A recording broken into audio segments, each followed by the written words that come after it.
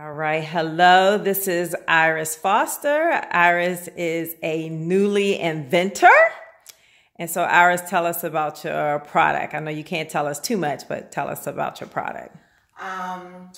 This is a product that the Lord dropped in my spirit in my prayer time in September 2014. He just dropped it in my spirit, a design for women, actually, something that actually isn't in anywhere as of today, because I know he's waiting for me. He dropped this invention in my spirit for women, and just to, okay, now we got to start over, because I don't know where I'm supposed to go from here. So I have a question. In 2014, when the Lord dropped this into your spirit about this invention, how old were you then? That was in 2014. That was 5 years ago. So Okay. I was 45. 44. Okay. And so it's been 5 years. And so where are you in the process right now? I'm actually meeting with an engineer. I've gotten the graphic parts of it to put to place on the item. And I'm working with an engineer to get the prototype created so that I could move forward. I'm also waiting for to get a patent so that I can speak more openly about it. Right. And so how has this journey been for you in the last 5 years? Has it been rough? Has it been easy? Like, because again, most of us think when God gives us something, it's going to happen right away. I mean, and it's going to be a blessing and it's not going to be a struggle. How has it been for you? Wow. Because I know God gave it to me. What he gave me, I'm not an artist, I'm not anything like that, a designer. So I'm like, God, you sure me like I can draw. I don't believe I'm that creative in this arena. However, it's been a journey because I feel like it's something that he's given me that I must birth. Okay. But it's been a journey, as you can tell. It's been 5 years. Yeah. So I started out with getting some things drawn. After I got a couple of things drawn, a friend of mine that worked with making a makeshift prototype. Okay. I also saw a patent attorney in the process to find out that it wasn't out there. That was costing money. Other things were happening in my life, so the money wasn't just flowing to be able to do it. So I stalled. Then, of course, I would probably go to another event ministry, and they would speak about somebody has an invention, you need to be forward. So it perked up in my spirit again. I need to move forward. Again, a lot of times it was money reasons why I didn't move forward. Didn't know what to do, didn't know who to see, Google things. As time has passed, after making the makeshift prototype, I think I sat on it for like a year. And then after a year, just in my spirit again, to move forward, pick it up again. Okay, Lord, but I don't have the money. So I went to see an attorney. It's going to cost X amount of dollars. Yeah, it's not in budget right now. We have kids going to college, so that's a priority. And picking it back up again, I did a lot of praying. I met a minister, matter of fact, Minister Jewel, and she said, just pray about it. You know, if God gave it to you, he will open up the doors. And I promise you, I started praying about it. I'm like, God, this is yours. This is not even mine anyway.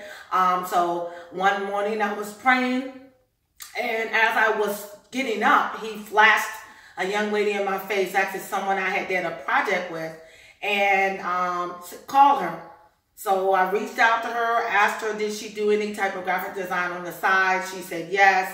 I told her what I was trying to do. She started creating it, designing it. So much so I asked, okay, what's the cost? At the end, she said nothing. Hallelujah. The cost is going to be nothing. So I know this belongs to God, but I will tell you, she finished, I guess, about 2-3 months ago on the graphic design. And Iris has been sitting again because now Iris needs to go back to the engineer and say, I have the graphic. So now let's put that on the prototype and move forward.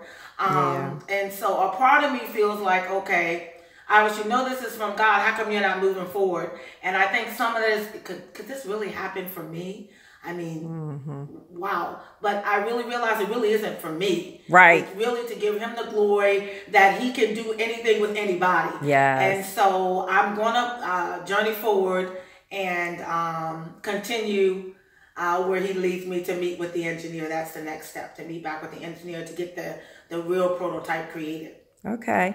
And so one of the things I think I might have told you, or what I do tell people, is that if he's called it, if it's his will, it's his bill. And so that's the one thing that I, refer to is, God, you don't want to call me to do this thing, so you have to make it happen. And we have to rest in that.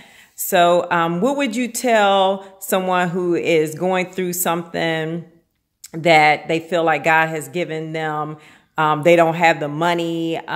They've never done it before. What is any advice or lessons learned that you may want to give to someone?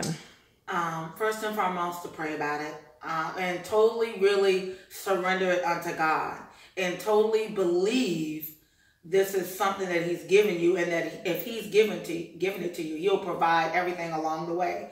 And so one advice I would give people is not really to do everything that I did, is to sit on it, because I know the enemy, he hears everything. He doesn't know anything unless we're speaking it. And so some things I speak along the way that I feel like has hindered me, that if I just moved in it instead of procrastinated, actually my journey wouldn't have been as long as it has been now. I feel like sometimes, like the children of Israel, he's guided us and they're going around and around and around instead of just believing it and moving forward, because I've already seen him work some miracles in it already. First of all, what he gave me didn't come from my thoughts, because I never thought to do it. So that's number one.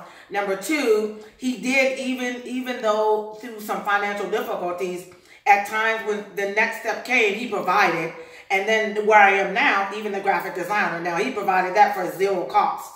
And even when I did have to pay, my husband and I had to pay something, it wasn't so much, it was a sacrifice, because believe me, if we didn't believe that this came from God, we wouldn't have sacrificed a few $1,000s that we've already sacrificed. But at the same time, we could have used that money for some other things. Right. But we chose, okay, God, we know this came from you. But just believe in the whole end, getting to the end. So I'm going to put you out there, because this YouTube channel and what we're doing here is to encourage people, inspire people to move into what God has destined them to be and to do. And so I'm going to put you out there to be accountable. And so to keep you motivated and moving. When do you think that you will have the engineer piece done? And when do you think possibly that we will see this new invention?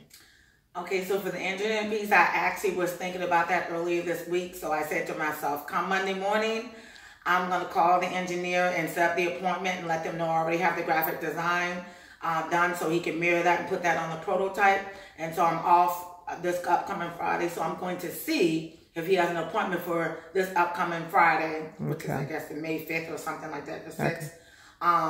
And then after that, still going to do a lot of praying.